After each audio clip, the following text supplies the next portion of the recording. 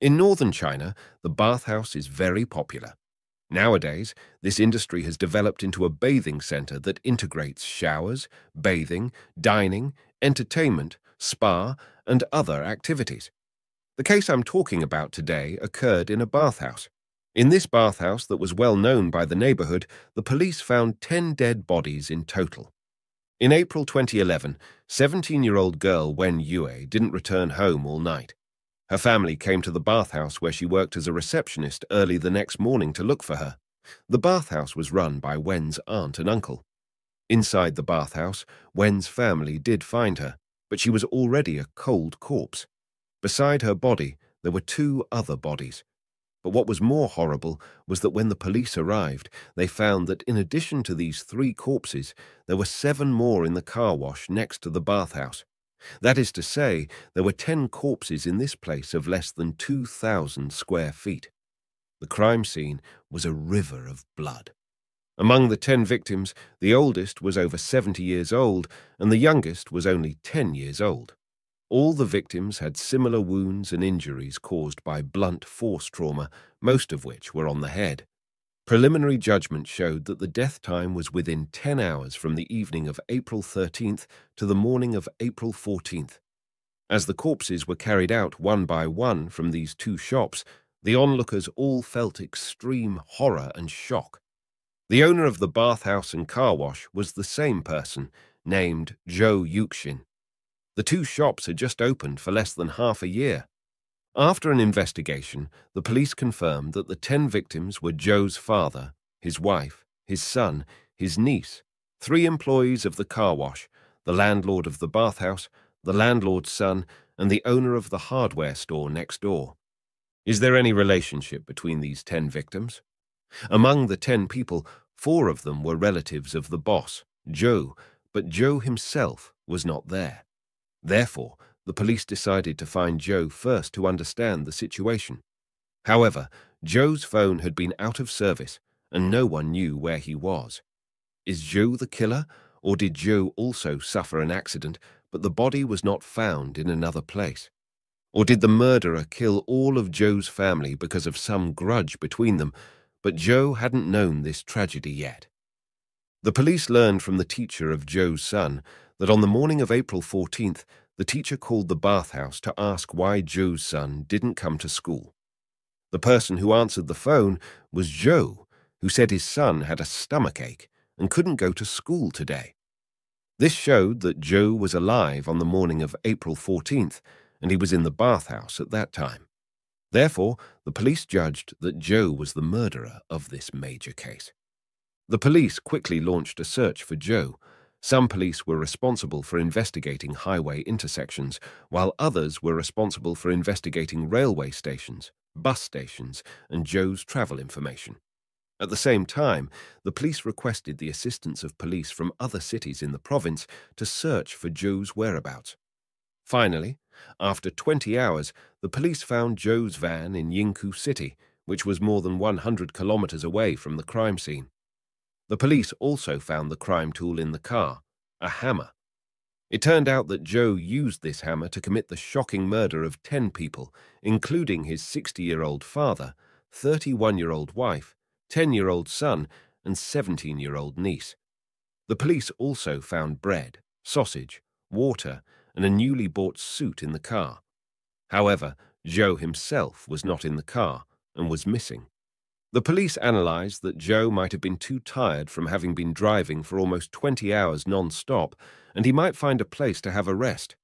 Therefore, the police investigated hotels, internet cafes, and other places near the location where the van was parked. Soon, they found Zhou napping in an internet cafe. In this way, Zhou got caught and was immediately brought back to Anshan City for interrogation. During the subsequent interrogation, the police learned that Zhou had driven to Yingkou not to escape, but to kill another person, his father-in-law. Fortunately, he was arrested by the police in time. Otherwise, there would have been more persons killed. Zhou was born in 1979. His parents were cousins, and his grandmother and mother both suffered from serious mental illness. When he was 4 years old, his mother got lost and never came back. So far, he never saw his mother again. It was his father who brought him up. Because his parents were close relatives and got married, he was mocked by his classmates from a young age by saying things like, "Your father is your uncle, your mother is your aunt, and you are your own cousin." This kind of growth experience had always made him feel humiliated and miserable. After graduating from junior high school, Zhou studied electrical appliance maintenance at a technical school. After graduation, he opened a small electrical repair shop in his hometown. Later, through a friend's introduction, he met a girl named Yan Bing, who was 1 year younger than him, and the two soon got married. They had a happy and sweet life after marriage. Especially after Yan gave birth to a boy, Zhou cherished his wife and son even more. Zhou was an ambitious man. He admired successful entrepreneurs like Li Ka-shing and Bill Gates and hoped to become a prominent figure in the business world like them.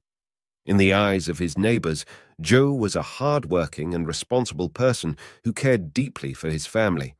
They cannot believe that he could commit such crimes. Such being the case, what exactly led Zhou to kill so many people, even his loving family? Several years ago, Zhou's house was demolished by the government, so he and his wife and son moved to his father-in-law's house. At first, his father-in-law was very supportive of Zhou, who wanted to start a business. When Zhou said he planned to open an electromechanical maintenance factory, his father-in-law lent him 100,000 yuan without hesitation, which was not a small amount considering his father-in-law's income. That's about $15,000.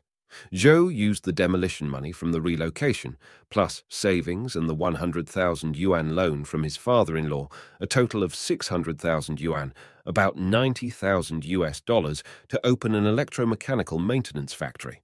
However, his father was not so optimistic about Zhou's lofty goals.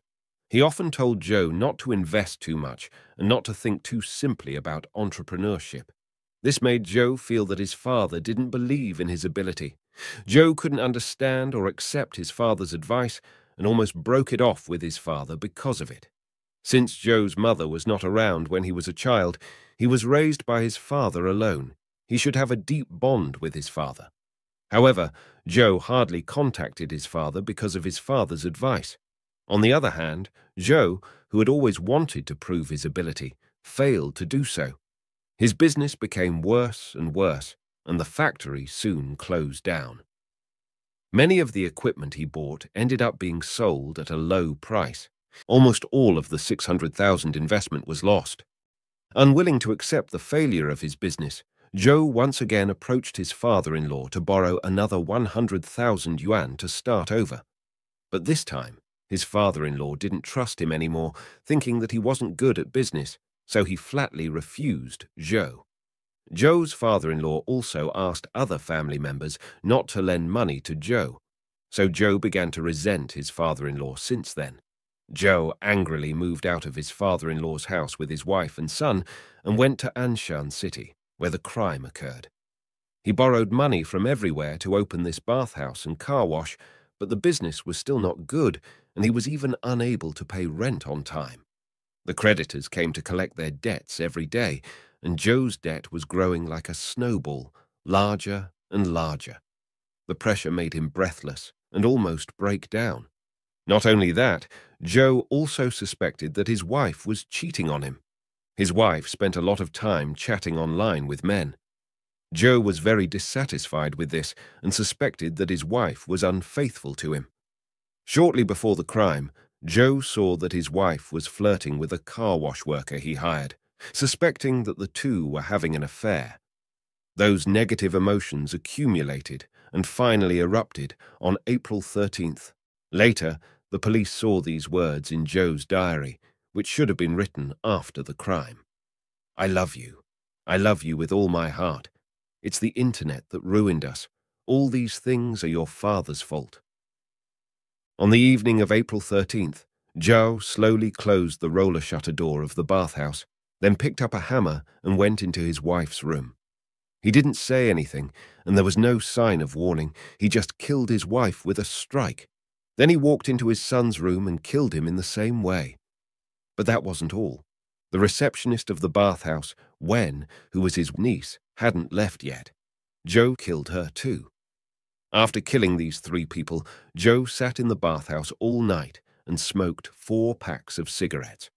The next morning, Zhou's father came to bring him breakfast, but when he opened the door, he saw corpses lying on the ground.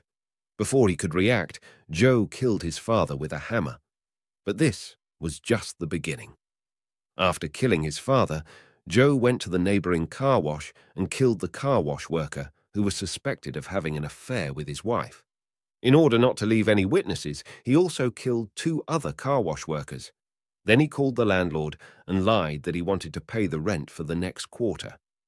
The landlord believed him and came to the car wash with his son, but both of them were killed. During this period, the owner of the neighboring hardware store heard a dull sound coming from the car wash and came to check. Unfortunately, Zhou killed him too. After killing 10 people, Zhou still didn't intend to stop. He called some creditors and asked them to come to the bathhouse to discuss repaying their debts, but due to various reasons, none of the creditors came. Zhou also called his father-in-law and asked him to come to the bathhouse, but his father-in-law refused. Then Zhou bought food and drove to his father-in-law's house to kill him. Fortunately, he was caught by the police while taking a rest on the way. Due to Zhou's mother and grandmother having a history of mental illness, the judicial authorities conducted a psychiatric evaluation on Zhou, concluding that he had developed a detailed plan throughout the entire crime, and he had the ability to recognize and control his actions. He was finally convicted of intentional homicide and sentenced to death without question.